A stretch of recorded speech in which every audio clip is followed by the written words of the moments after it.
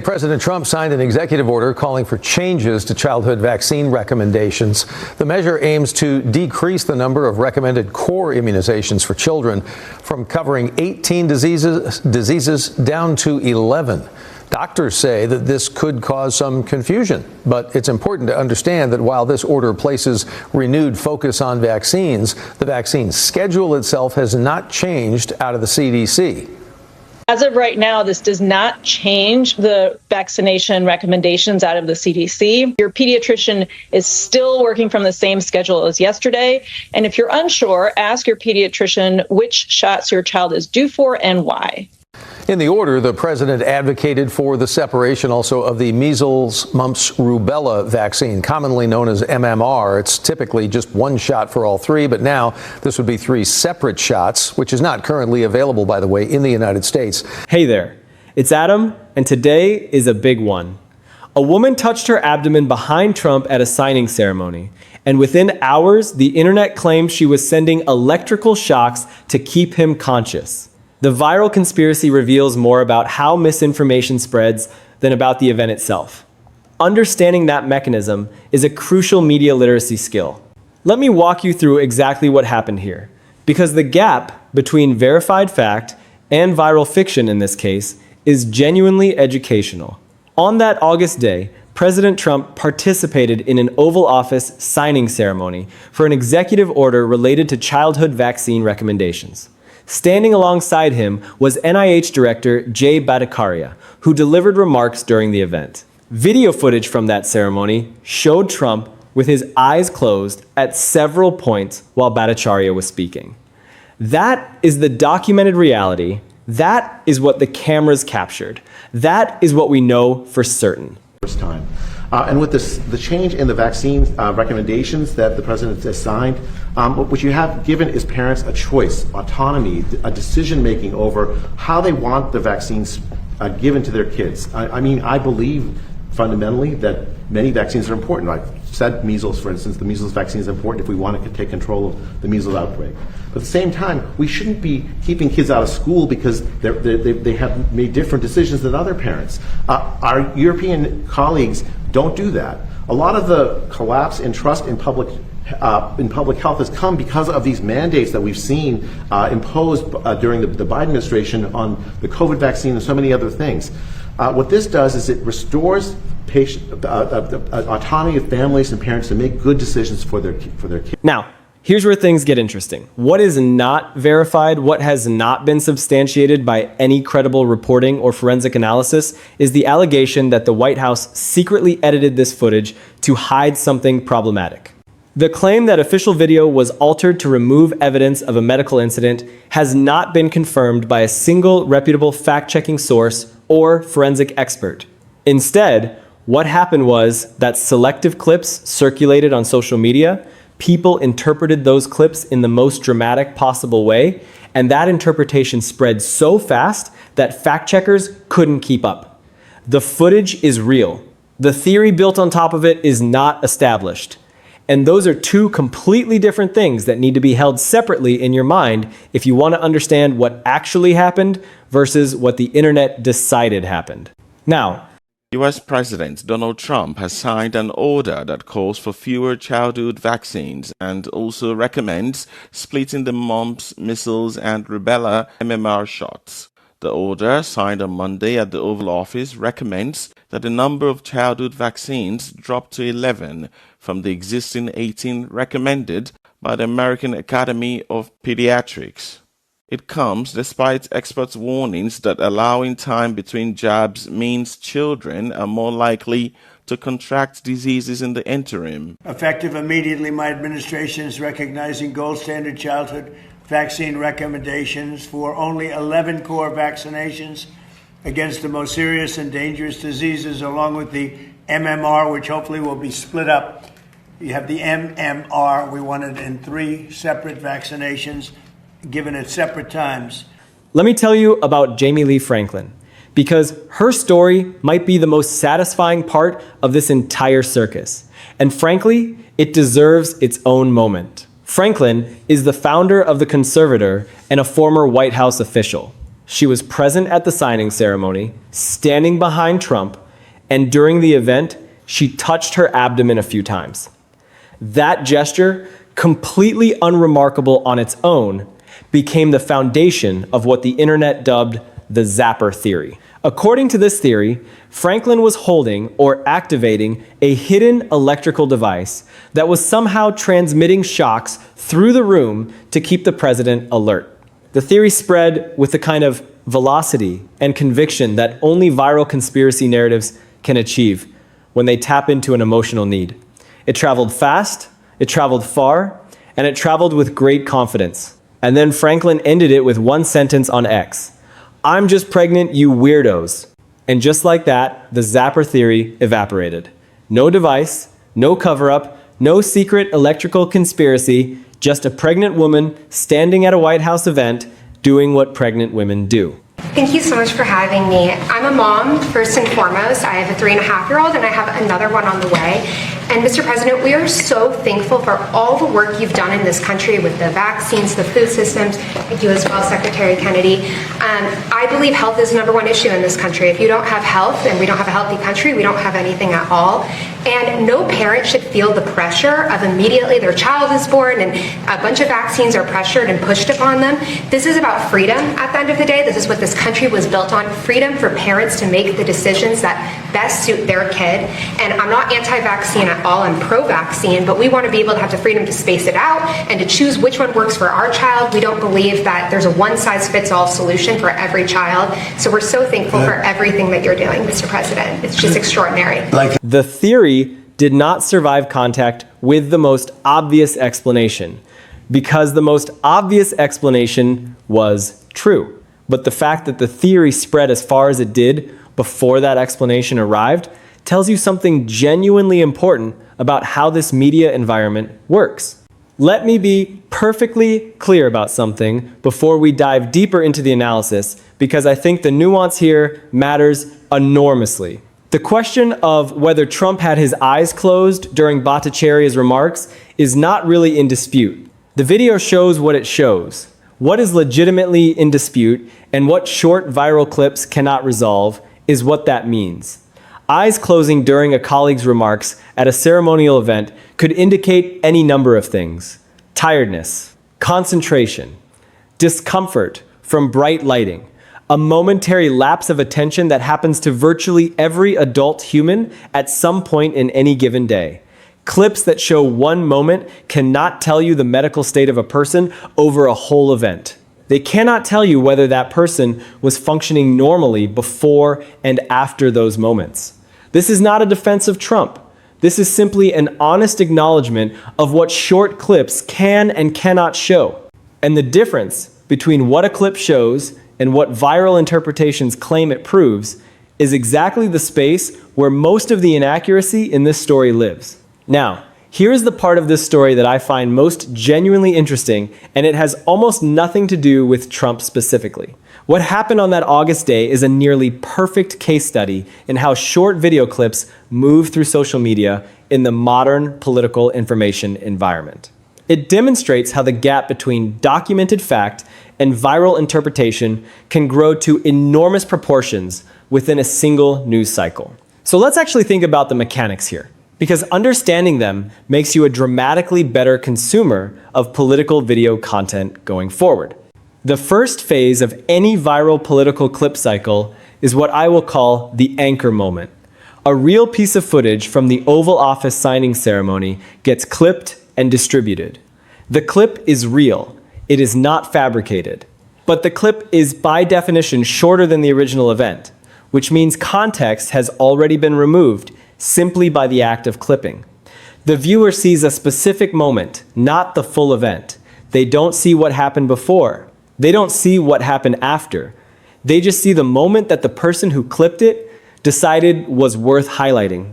That selection process is the first layer of interpretation being applied to the raw footage before a single comment has been made.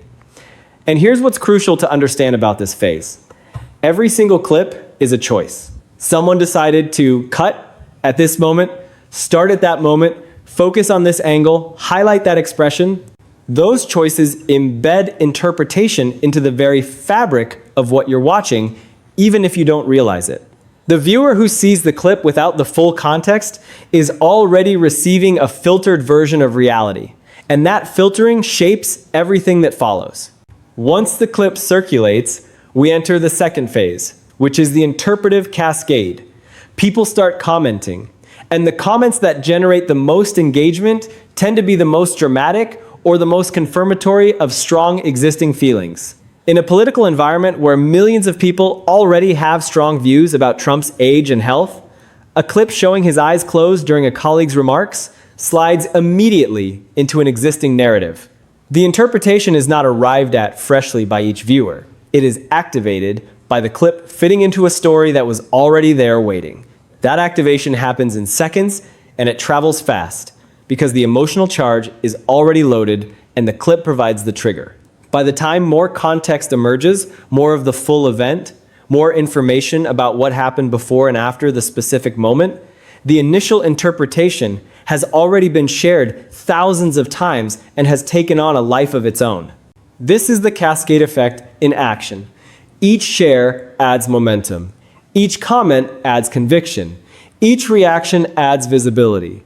And before anyone has done even basic verification, the interpretation has become the story. The third phase is what I call the theory stack. Once the initial interpretation is circulating, secondary theories start building on top of it. The zapper theory is a textbook example of this.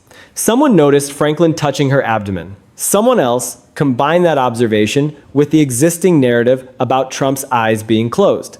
Someone else added a theory about a hidden device. And suddenly, a pregnant woman adjusting her posture at a White House event has become a key figure in a conspiracy about presidential health management. Each layer of the theory stack seems to add evidence, but what it is actually doing is adding inference stacked on inference. Each step moving further from the verified footage and further toward a constructed narrative. By the time the theory fully circulated, the original documented fact, Trump's eyes were closed on camera at certain points, had been buried under several layers of speculation that had no independent evidential basis. The theory stack is powerful because it feels like accumulating evidence, but it's really accumulating inference. Each new layer makes the whole thing seem more credible while actually moving further from what can be verified. It's a cognitive trap that we all fall into when we're emotionally invested in a story.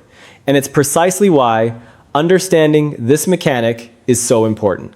The fourth phase is resolution, or in many cases, partial resolution.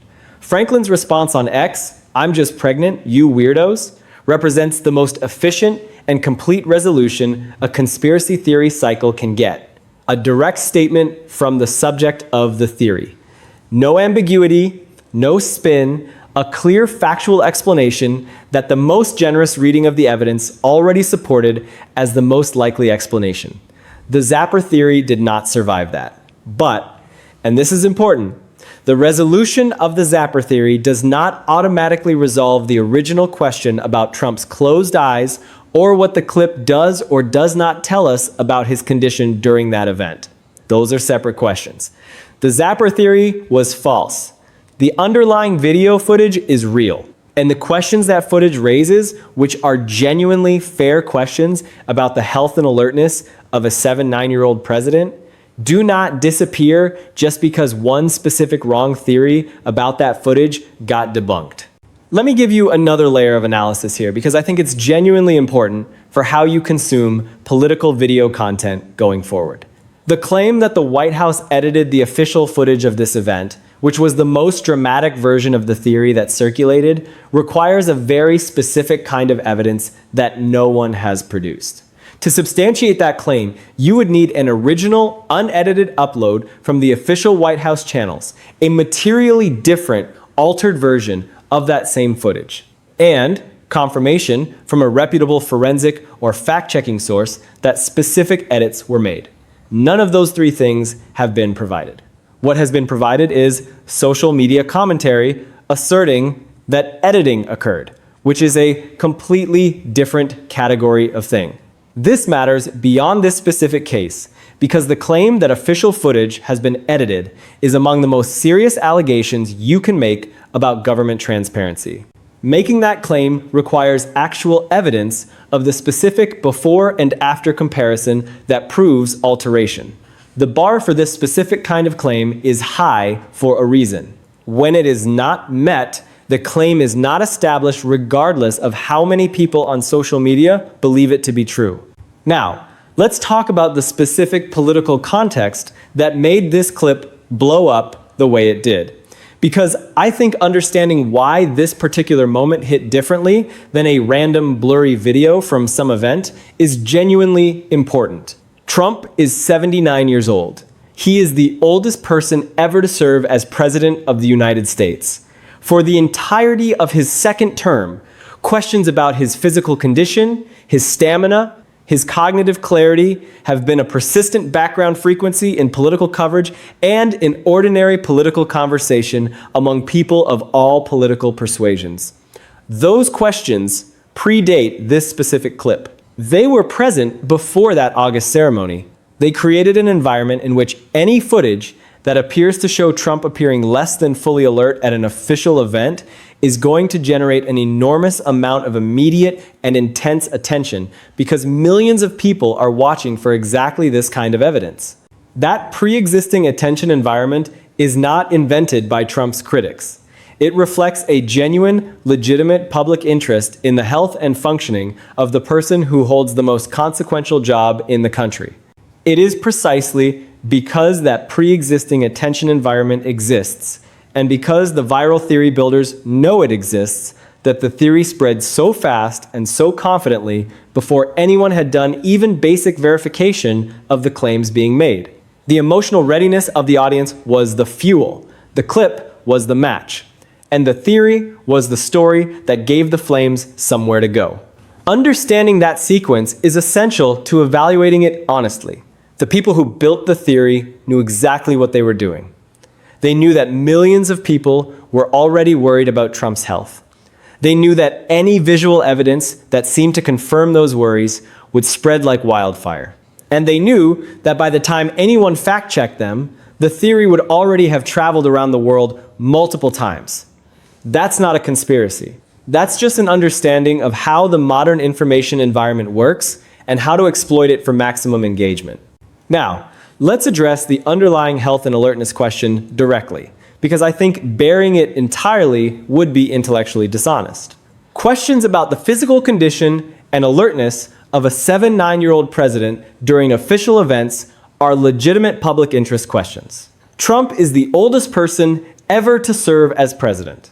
His health, his cognitive functioning, his alertness during consequential official duties are matters of genuine public concern that are entirely appropriate for journalists and citizens to raise. What makes this specific clip difficult is that it is insufficient evidence to draw clinical or medical conclusions about any of those questions. An official ceremony where the president's eyes are closed during a colleague's remarks is not the kind of evidence that a doctor or a neurologist or any credentialed expert would use to make a medical assessment. It is a moment captured on video that raises a question. The question is legitimate, the clip alone cannot answer it. And the distance between raising a legitimate question and claiming proof of a specific condition is where the most irresponsible coverage of this clip has lived. Let me also give you the fuller picture on why these kinds of theories, the zapper, the hidden device, the secret editing, are so persistent and so resistant to debunking even after clear evidence against them surfaces. There is a well-documented psychological phenomenon called the backfire effect, though more recent research has complicated the original findings, in which people who hold strong beliefs sometimes resist updating those beliefs even when presented with clear, contradictory evidence. In the context of political viral content, the relevant dynamic is slightly different. It's less about individual psychology and more about the architecture of the platforms where this content lives. When a theory spreads, it spreads through shares and comments and reactions. Each of those shares puts the theory in front of new people who have not yet seen the debunking. But the debunking Franklin's single sentence on X travels primarily through the channels of people who were already skeptical of the theory or already following the story closely enough to have seen the follow-up. The result is a structural asymmetry. The theory reaches a much larger audience than the correction. The people who share the zapper theory with their followers very rarely go back and share, actually, she's just pregnant. That asymmetry is not an accident of human nature. It is a consequence of how engagement incentives work on social platforms. The theory is the content. The correction is the footnote.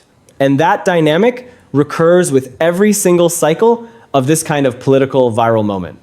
Let me break this down in a way that gives you the full picture of what this viral moment actually tells us, what it doesn't tell us, and why it matters for how you consume political video content. First, the video is real, and the viral theory built on top of it is not established. Those are two separate facts, and they need to be held separately. The footage of Trump appearing to have his eyes closed at points during the Oval Office ceremony is verified and documented. It is real footage from a real event. The theories built on top of that footage, that the White House secretly edited the official video, that Franklin was using a hidden device to keep Trump alert, are not established by credible reporting or verifiable evidence. The footage raises a question. The theories answer that question by adding layers of unverified inference. Distinguishing between the documented foundation and the speculative theory stack built on it is the most important analytical move you can make with any viral political clip. The foundation matters. The theory stack needs to be verified independently. And in this case, it was not. The zapper theory is a textbook example of how conspiracy theories build in real time on social media. A real person, Jaime Lee Franklin, was touching her abdomen in a way that has an obvious and mundane explanation. She is pregnant. The theory that treated that gesture as evidence of a hidden electrical device was built on top of an existing narrative about Trump's health, slotted into it by observers who were looking for confirmation of what they already believed, and spread by the engagement dynamics of social media that reward dramatic interpretations over boring true ones. Franklin resolved it in one sentence, but by the time she did, the theory had already traveled far enough that many people who saw the theory never saw the resolution. That asymmetry, where false theories spread faster than their corrections, is one of the defining characteristics of the modern information environment, and it is worth understanding clearly. Short clips cannot establish medical conclusions, and the temptation to treat them as if they can is a consistent error in political video coverage. A moment of eyes closing during a colleague's remarks tells you a president had his eyes closed during a colleague's remarks. It does not tell you the president's neurological status, his sleep patterns, his underlying health, or whether he was able to function normally before or after that specific moment.